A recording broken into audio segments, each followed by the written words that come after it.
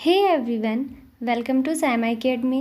Friends, ये fourth part है जो सोशल साइंस का पेपर सॉल्व कर रहे हैं, मॉडल पेपर। उससे पहले हमने 15th क्वेश्चन तक सॉल्व कर लिए हैं। इस वीडियो में 16th, 17th, 18th और 19th 4 क्वेश्चन सॉल्व करेंगे। ये क्वेश्चन है 16th। देखो, संगठित क्षेत्र के कर्मचारियों की स्थिति पर प्रकाश डालिए। Discuss the status of workers in organized sector. Organize sector या संगठित क्षेत्र उनको बोलते हैं जो जिन लोगों की एक प्रॉपर जॉब होती है, और अनऑर्गेनाइज्ड या असंगठित उनको बोलते हैं, जैसे कि रेडी वाले होते हैं या फिर ये इस तरह के जो छोटी मोटी शॉप लगा के रखते हैं सड़क के किनारे। इस तरह की जो जॉब होती है उनको अनऑर्गेनाइज सेक्टर में बोलते हैं। तो ये बताना है जो ऑर्गेनाइज्ड सेक्टर है उनकी क्या स्टेटस है, क्या स्थिति है उनमें वहाँ पे काम करने वालों की। तो देखो, यहाँ पे समझो, संगठित क्षेत्र के श्रमिकों को नियमित और सुनिश्चित रोजगार मिलता है। जिनकी एक प्रॉपर जॉब होती है, किसी अच्छी कंपनी में जॉब करते हैं, तो उनको रेगुलर एक तो जॉब मिलती है और फिक्स होती है उनकी जॉब। वे सरकार द्वारा पंजीकृत होते हैं और उन्हें इसके नियमों और विनियमों का पालन करना होता है जो विभिन्न कानूनों जैसे फैक्ट्री अधिनियम, न्यूनतम मजदूरी अधिनियम, ग्रेच्युटी भुगतान अधिनियम में दिए गए हैं। तो इस तरह के, यानी कि एक न्यूनतम मजदूरी है, उससे कम मजदूरी उनको नहीं मिल सकती, उससे कम जो एक दिन की सैलरी है वो नहीं मिल सकती, या और बहुत सारे जो कानून है फैक्ट्री के उनका पालन करना पड़ता है उनको, जहाँ पे वो जॉब करते हैं। संगठित क्षेत्रों में श्रमिकों को नौकरी की सुरक्षा प्राप्त होती है और उनसे केवल निश्चित घंटों के लिए ही काम करने की अपेक्षा की जाती है, कि आपको बस इतने टाइम डेली होते हैं कि आपकी जॉब 9 to 5 है या 10 to 4 है, जॉब का टाइम है जो वो फिक्स होता है कि वो इतने ही टाइम काम करेंगे। और जॉब की सिक्योरिटी भी होती है, सुरक्षा होती है, ऐसे नहीं कि कभी भी जॉब खत्म हो जाएगी। उन्हें कई अन्य लाभ भी मिलते हैं, जैसे सवैतनिक अवकाश, छुट्टियों के दौरान भुगतान, भविष्य निधि, ग्रेच्युटी आदि। यानी कि अगर आप छुट्टी लोगे तो उसमें आपकी सैलरी नहीं कटेगी। इस तरह के जो जगह पे जो लोग जॉब करते हैं वो कहे जाते हैं ऑर्गेनाइज सेक्टर में। उन्हें चिकित्सा लाभ, पेंशन आदि मिलते हैं, ये सब भी उनको मिलता है। अगर वो बीमार हो जाएं तो उनकी जो कंपनी है, फैक्ट्री है, उसकी साइड से उनको चिकित्सा लाभ यानी कि ट्रीटमेंट वगैरह कराते हैं वो उनका। यदि कर्मचारी निर्धारित समय के बाद अपने कर्तव्यों का पालन करते हैं तो ओवर टाइम का प्रावधान है। अगर किसी की जॉब 9 to 5 है और वो 5 के बाद भी अगर वो 3 आवर्स तक काम करेगा तो वो ओवर टाइम में ऐड होगा, उसकी अलग से उनको सैलरी मिलती है। तो ये वाली जो कंडीशन है ये ऑर्गेनाइज्ड सेक्टर की है। अब इसी को इंग्लिश में देखेंगे। Status of workers in organize sector. Workers of organize sector get regular and assured employment. उनको रेगुलर वर्क मिलता है और श्योर्ड होता है, श्योरिटी होती है उनकी जॉब की। They are registered by the government and have to follow its rules and regulations which are given in various laws such as factories act, minimum wages act, payment of gratuity act. ये वाले जो सारे act हैं वो उनको follow करने पड़ते हैं जिन फर्म में वो जॉब करते हैं, उन फर्म्स को। Workers in organized sectors enjoy security of job and are expected to work only for a fixed number of hours. वहाँ पे जॉब की सिक्योरिटी होती है और फिक्स आवर्स होते हैं टाइम वर्क के, कि आप इतने ही टाइम काम करोगे, उसके बाद आपको वर्क करने के लिए फोर्स नहीं किया जा सकता। अगर एक्स्ट्रा कोई वर्क करेगा तो फिर ओवर टाइम लगेगा। They also get several other benefits like paid leave, payment during holidays, provident fund, gratuity, etc. ये सब मिलते हैं उनको, बेनिफिट होते हैं ऑर्गेनाइज सेक्टर में। They are also suppose to get medical benefits, pension etcetera. Medical benefits भी मिलते हैं, पेंशन वगैरह का भी वहाँ पे प्रोविजन होता है। There is a provision of over time in case the workers do their duties after fix working hours. अगर फिक्स वर्किंग आवर्स के बाद कोई वर्कर काम करता है, जॉब करता है, तो फिर वहाँ पे ओवर टाइम उसका इंक्लूड होता है। तो ये क्या था, ऑर्गेनाइज सेक्टर में जो वर्कर्स की कंडीशन है उसके बारे में था। नेक्स्ट क्वेश्चन है, उपभोक्ता आंदोलन से क्या आशय है। What is meant by consumer movement. तो कंज्यूमर मूवमेंट या उपभोक्ता आंदोलन देखो क्या है। उपभोक्ता आंदोलन शब्द उन गैर लाभकारी समूहों को कहा जाता है जो एक सुव्यवस्थित आंदोलन के माध्यम से उपभोक्ता की सुरक्षा को बढ़ावा देते हैं। ऐसे ग्रुप्स जो उपभोक्ता की सुरक्षा के बारे में बात करते हैं, यानी जो उपभोक्ता का मतलब क्या होता है, जो चीज़ें खरीद रहा है वो उपभोक्ता है, और जो बेच रहा है, बना रहा है, वो होते हैं प्रोड्यूसर, उत्पादक। तो उपभोक्ता के साथ उसको गलत सामान नहीं दिया जाए, उसको कोई एक्सपायर्ड चीज़ें नहीं दी जाएँ, ये सारी जो चीज़ें हैं, या कोई अगर उस मिलावट वाली चीज़ें नहीं दी जाएँ, तो ये सारी चीज़ें आती हैं, ये उपभोक्ता के अधिकार हैं। तो उपभोक्ता की सुरक्षा को बढ़ावा देने के लिए जो समूह आंदोलन करते हैं, अपनी बात आगे रखते हैं, उन्हीं को कहा जाता है, उनको एक साथ मिला के कहा जाता है कि ये उपभोक्ता आंदोलन का हिस्सा है। इन्होंने उपभोक्ताओं के अधिकारों और विनियमों की वकालत की जब भी निगम की किसी भी कार्रवाई से उनका उल्लंघन हुआ, जब भी उपभोक्ताओं का कहीं पे शोषण हुआ, तो इस तरह के जो समूह हैं उन्होंने उपभोक्ताओं के अधिकारों की वकालत की, उनके बारे में बात की। भारत में उपभोक्ता आंदोलन एक सामाजिक शक्ति के रूप में अनैतिक और अनुचित व्यापार प्रथाओं के खिलाफ उपभोक्ताओं के हितों की रक्षा और बढ़ावा देने की आवश्यकताओं से उत्पन्न हुआ। भारत में जो ये उपभोक्ता आंदोलन है, यानी इस तरह के जो समूह पैदा हुए जो उपभोक्ता के अधिकारों की बात करते हैं, क्योंकि कई बार जो उत्पादक होते हैं उनका सामान को अपने उस पर MRP नहीं लिखेंगे कितने का है, या उसके अंदर जो चीज़ें हैं उनके बारे में सही से इन्फॉर्मेशन बाहर पैकेट पे नहीं दे के रखते। तो इस तरह से जो उपभोक्ताओं के हित थे उनका उल्लंघन हो रहा था, तो वहाँ से ये चीज़ पैदा हुई है।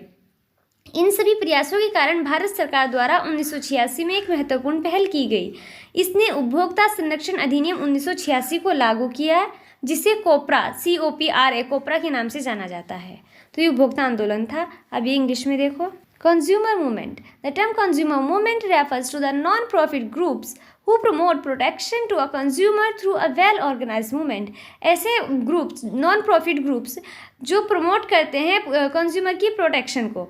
It advocated about the rights and regulation of the consumers when they are breached by any action of corporation. जब भी कॉरपोरेशन की वजह से, कॉरपोरेशन के किसी भी एक्ट की वजह से जो कंज्यूमर के राइट्स हैं उनका ब्रीच हुआ है, तो इस तरह के ग्रुप्स ने हमेशा कंज्यूमर का साथ दिया है। In India, the consumer movement as a social force originated with the necessity of protecting and promoting the interest of consumers against unethical and unfair trade practices. जो अनएथिकल और अनफेयर प्रैक्टिसेस थी trade के अंदर, consumers के against जो गलत चीज़ें हो रही थी, तो उनके लिए ये ओरिजिनेट हुआ consumer movement. Because of all these efforts, बहुत सारे ग्रुप्स ने बहुत एफर्ट किया कंज्यूमर के राइट्स के बारे में, तो उन सब एफर्ट की वजह से a significant initiative was taken in 1986 by the Indian government. तो इंडियन गवर्नमेंट ने 1986 में एक एक्ट लॉन्च किया। It has implemented the consumer protection act 1986। Consumer protection act को इम्प्लीमेंट किया, जिसको कहा जाता है कोपरा। कोपरा यानी CO से कंज्यूमर, PR से प्रोटेक्शन, A से एक्ट, तो कोपरा कंज्यूमर प्रोटेक्शन एक्ट है, इसको इम्प्लीमेंट किया गया। नेक्स्ट क्वेश्चन है 18th। दावानल से आप क्या समझते हैं? इसके लिए जिम्मेदार कारणों पर अपने विचार व्यक्त कीजिए। What do you understand by forest fire, या वाइल्ड फायर बोल दो। Express your views on the reasons responsible for this. तो क्या होता है फॉरेस्ट फायर? जो फॉरेस्ट में आग लगती है, जंगलों में आग लगती है, उसको दावानल कहा जाता है। पहले हिंदी में देखेंगे इसको। जंगल की आग को दावानल कहते हैं, जो अनियंत्रित रूप से फैलती है। जंगल में एक बार आग लग जाए तो फिर वो बहुत बड़े एरिया में फैल जाती है। पौधे, जानवर, घास के मैदान जो भी रास्ते में आते हैं आग पकड़ लेते हैं। अगर किसी जंगल के एक हिस्से में आग लग गई तो फिर वो बहुत लंबे दूरी तक फैलती जाती है। हवा तेज़ी से आग फैलाती है, जिससे वायु प्रदूषण होता है। अब जंगलों में जब पेड़ पौधे हैं तो हवा भी वहाँ पे तेज़ चलती है, तो और तेज़ी से आग फैलती है। और फिर जब दूरी तक आग जाएगी तो उससे वायु प्रदूषण भी होता है। आमतौर पर आग जो लंबे समय तक चलती है या बहुत अधिक होती है, जलवायु परिवर्तन के कारण होती है। जलवायु परिवर्तन का मतलब बहुत तेज़ गर्मी पड़ती है जब, तब भी जंगलों में आग लग जाती है खुद से ही। मनुष्यों, बिजली गिरने और अत्यधिक सूखा ये जंगल में आग के मुख्य कारण हैं। तो अब इसमें दे रखा है कि जो जिम्मेदार कारण है उन पर अपने विचार व्यक्त करो। तो देखते हैं कौन कौन से कारण हैं। जंगल में आग लगने के कारणों को नीचे सूचीबद्ध किया गया है। कौन कौन से हैं? जंगल में सूखी घास जब बहुत अधिक सूख जाती है, उच्च तापमान के कारण यह आग पकड़ लेती है, जो जंगल की आग का कारण बनता है। जब जंगल में या सूखा पड़ता है जैसे, तो जो घास है बहुत ज़्यादा सूख जाती है, इतनी ज़्यादा सूख जाती है कि उसका तापमान बढ़ जा, आसपास का जो तापमान है पर्यावरण का बहुत ज़्यादा बढ़ जाता है, जिससे वो घास आग पकड़ लेती है। आकाश से बिजली कड़कना भी एक कारण हो सकता है। किसी जगह पे बिजली कड़कती है, जब किसी जगह पे बिजली गिरी तो वहाँ पे आग लगती है, फिर वो जंगल में फैल जाती है। कभी कभी जब ग्रामीण जानवरों को भगाने के लिए आग का इस्तेमाल करते हैं तो इससे सूखी घास जल जाती है और जंगल में आग लग जाती है, ये भी रीज़न है। बांस के बीच में घर्षण से गर्मी पैदा होती है और बांस जल जाता है, जिससे जंगल में आग लग जाती है। तो ये काफ़ी सारे रीज़न है जंगल में आग के। इंग्लिश में देखो, forest fires are wild fires that spread uncontrollably, burning plants, animals, grasslands and brushlands that fall in their path. जो वाइल्ड फायर है वो अनकंट्रोलेबली जब फैलती है तो जो प्लांट्स हैं, एनिमल्स हैं, ग्रासलैंड है, ब्रशलैंड है, सबको जला देती है अपने रास्ते में जो भी आता है। The wind spreads the fire rapidly causing significant air pollution. Wind की वजह से, हवा की वजह से जो ये फायर है काफ़ी तेज़ी से फैलती है, जिससे काफ़ी अच्छे अमाउंट में एयर पोल्यूशन भी हो जाता है। Generally fires that continue for longer or are highly inflammable are caused by climatic changes. Mostly जो वाइल्ड फायर्स होती हैं वो क्लाइमेटिक चेंज की वजह से ही होती हैं। There are also instances of forest fire caused by humans, lightning and extreme drought. इन सब की वजह से भी जो वाइल्ड फायर है वो हो जाती हैं। तो रीज़न देखो क्या है फॉरेस्ट फायर के। Dry grass in the forest when gets very dry, high temperature helps it to burn which causes of forest fire.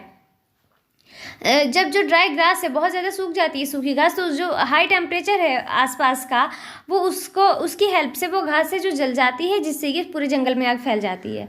Lightning from the sky can also be a reason. जब lightning होती है उसकी वजह से भी आग लग जाती है, किसी जगह पर गिरती है जब बिजली। Sometimes when villagers use fire to ward off animals, it burn the dry grass and result in forest fire. जब जो विलेजेस आसपास के जो लोग होते हैं जानवरों को भगाने के लिए आग जलाते हैं जंगल में, तो उससे भी कई बार आग पकड़ लेता है कोई घास, वो फिर पूरे जंगल में फैल जाती है। Friction between bamboos produces heat and burns the bamboo, which also result in a forest fire.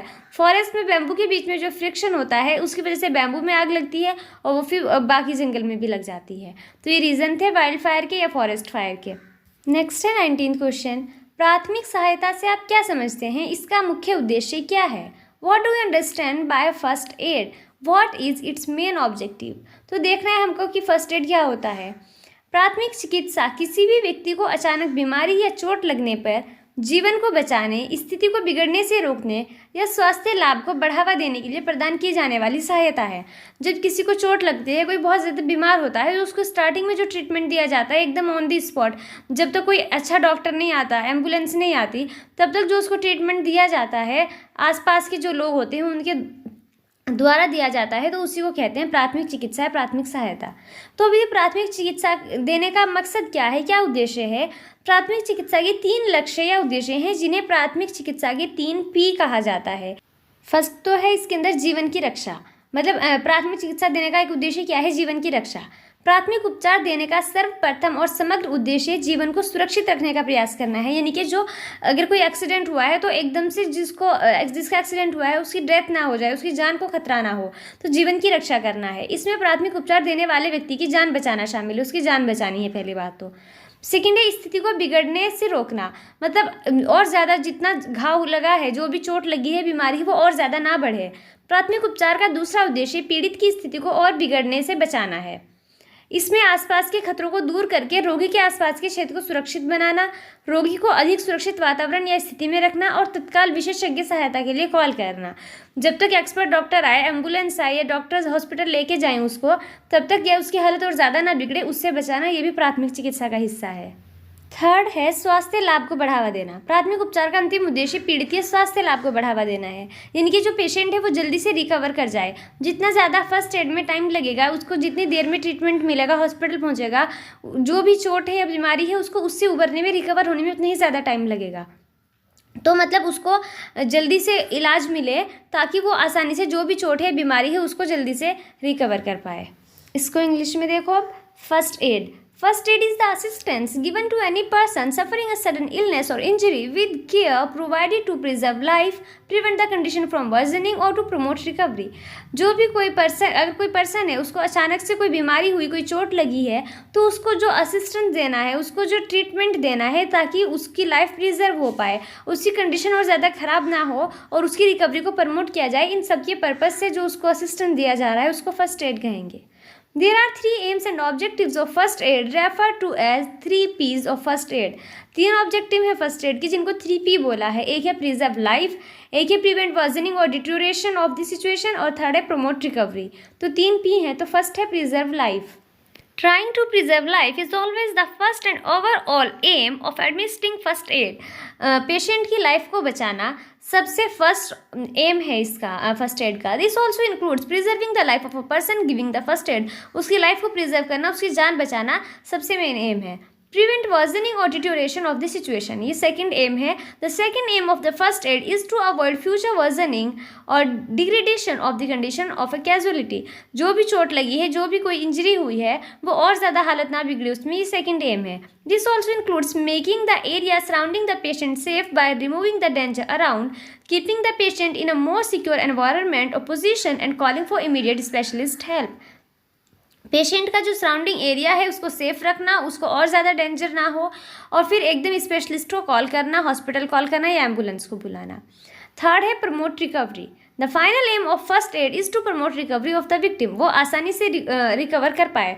First aid when given to a patient before professional medical help arrives significantly promotes the long term recovery of a condition और injury.